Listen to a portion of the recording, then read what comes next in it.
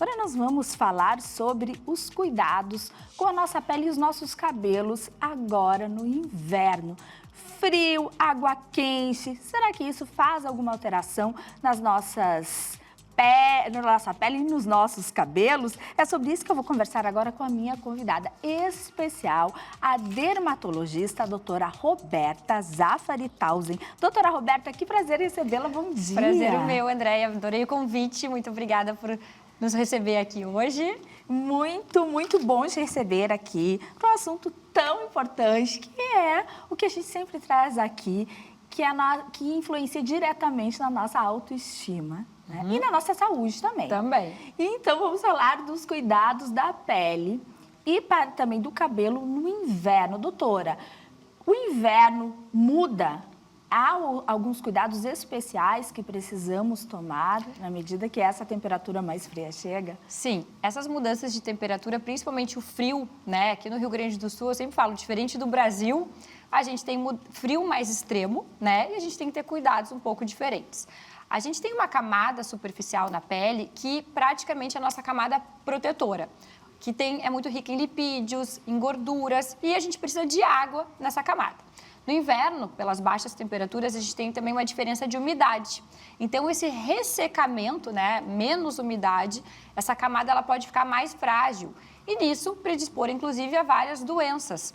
A gente sabe que a pele mais seca piora a maioria das dermatoses crônicas. Psoríase, dermatite atópica, ressecando essa camada superficial mais prejudicada.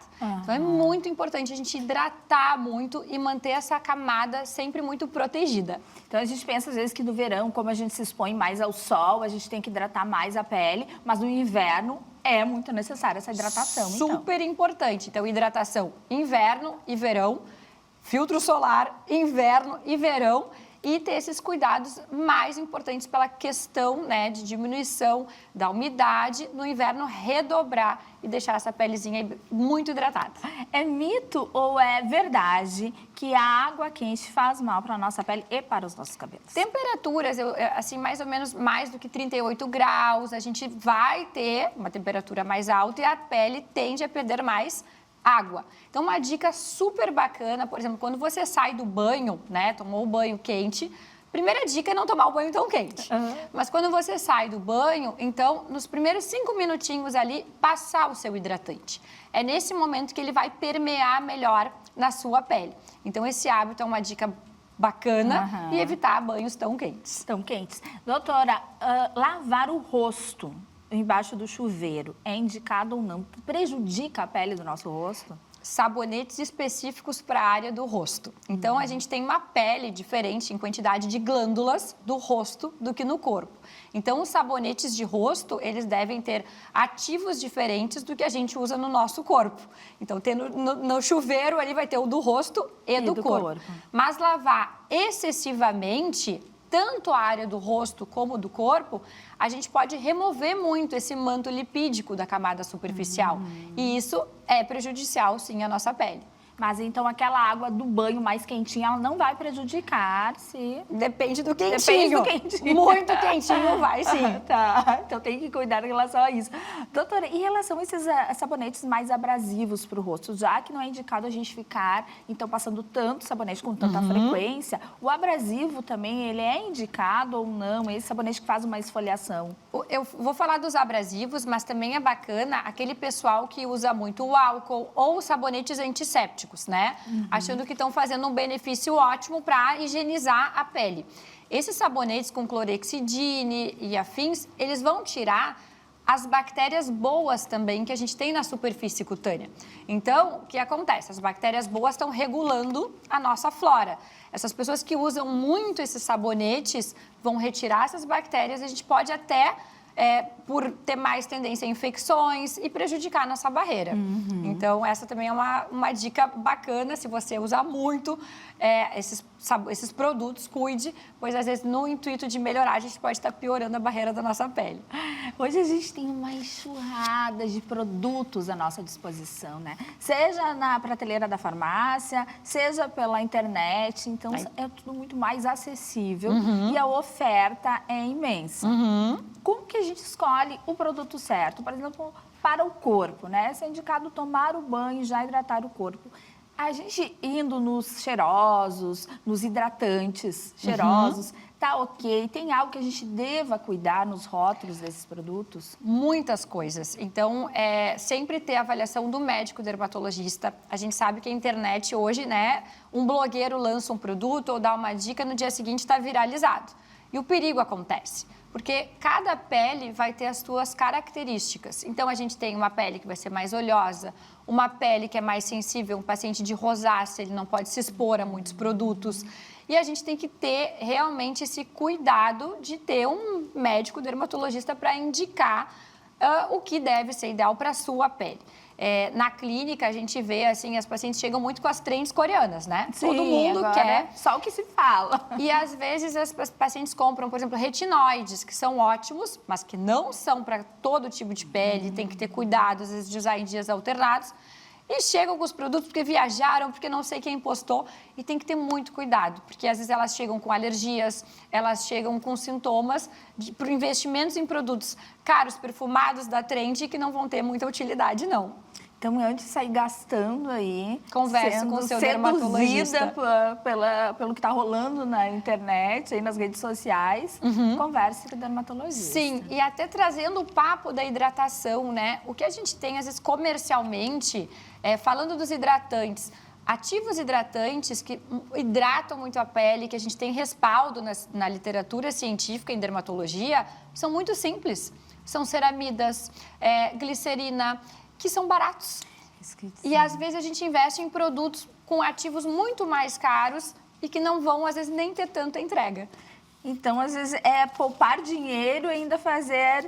Invista num bom médico. Exato, né? que consequentemente vai ter uma melhor qualidade de pele e de produtos e não gastar. E até, às vezes, economizar nos produtos.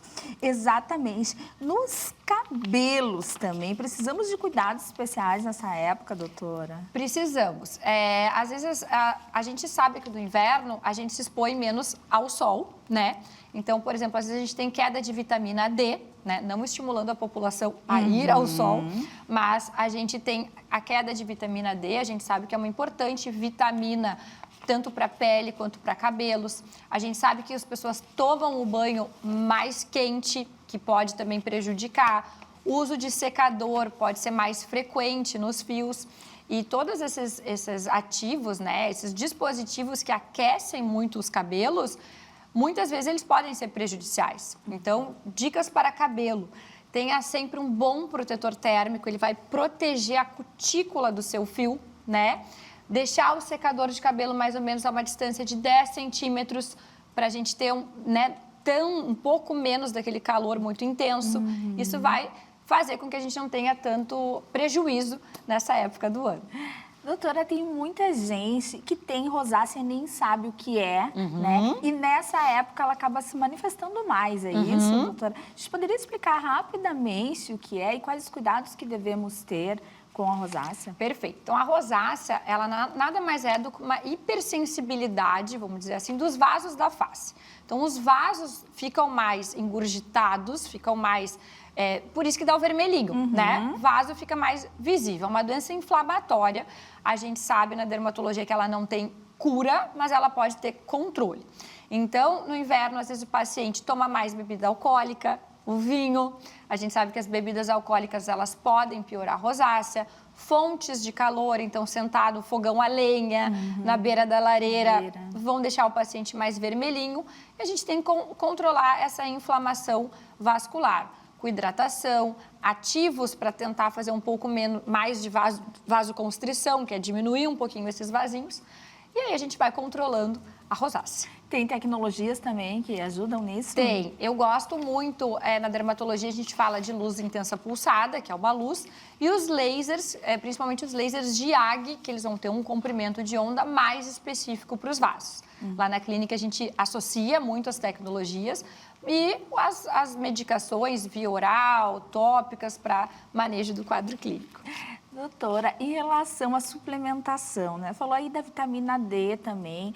E a gente vai hoje, no programa de hoje, falar sobre a importância de não se automedicar, né? Então, o que a gente pode pensar em relação à nossa pele e o nosso cabelo quando a gente quer suplementar, né? E se são realmente efetivos esses suplementos para a nossa pele? Sobre os suplementos, a gente tem que ter muito cuidado. Então, eu sempre, antes de suplementar um paciente meu, vou pedir um exame de sangue, porque a hipersuplementação, ela também é muito perigosa. E a gente vê isso no consultório cada vez mais frequente.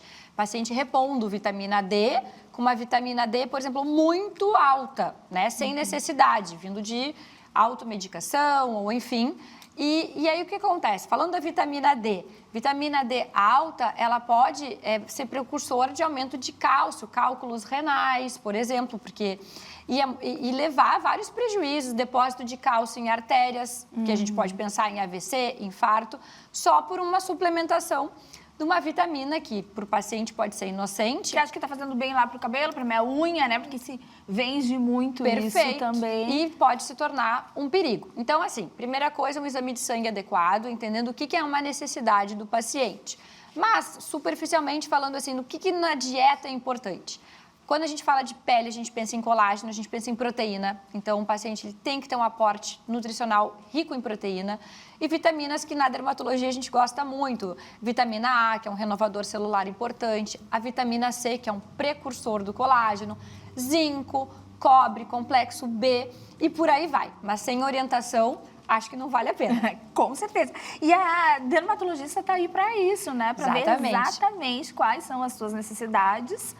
E aí fazer uma suplementação adequada. Isso, às vezes, até é um mercado perigoso, né? Porque a gente vê cada vez mais frequente pacientes que, às vezes, são orientados a essas reposições sem necessidade.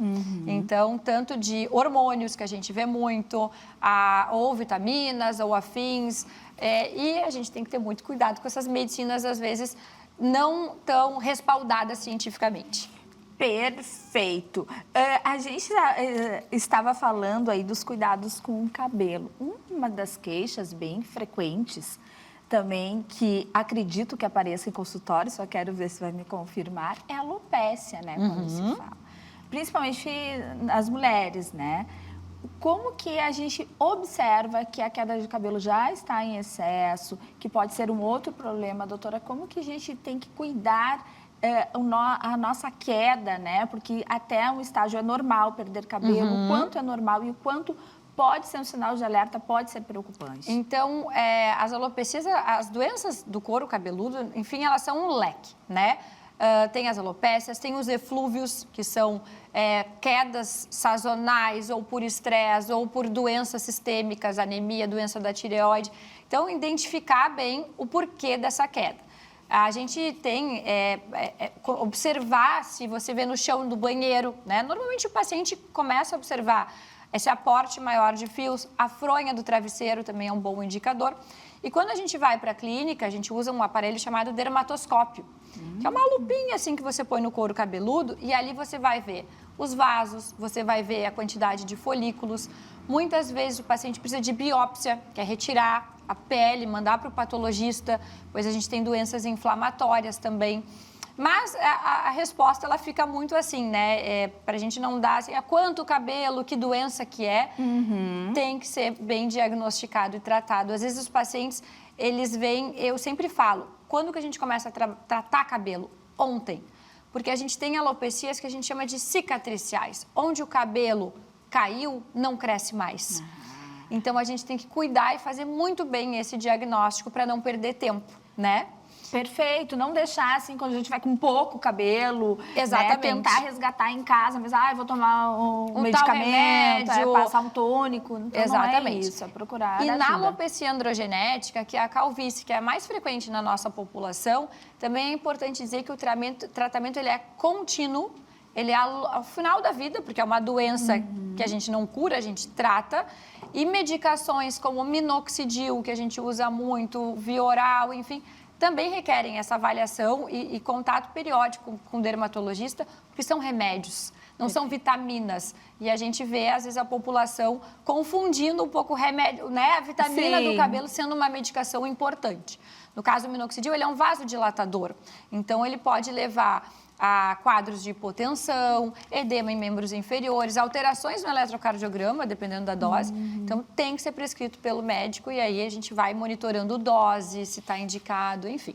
Então, consultar com a dermatologista, né? A doutora está aqui. Eu vou deixar seu arroba. Mais informações podem... Claro, será um prazer. Chamar ali. E eu agradeço muito, doutora Roberta. Foi um prazer recebê-la aqui. Eu que agradeço. Muito obrigada. Tantas informações importantes e cuidados que realmente a gente acha que podem ser secundários, mas são muito necessários, né? E antes da beleza, né? Eu acho que a mensagem é essa. A saúde. A saúde. Saúde é o nosso bem mais precioso. Então, às vezes, o reflexo que tem na beleza...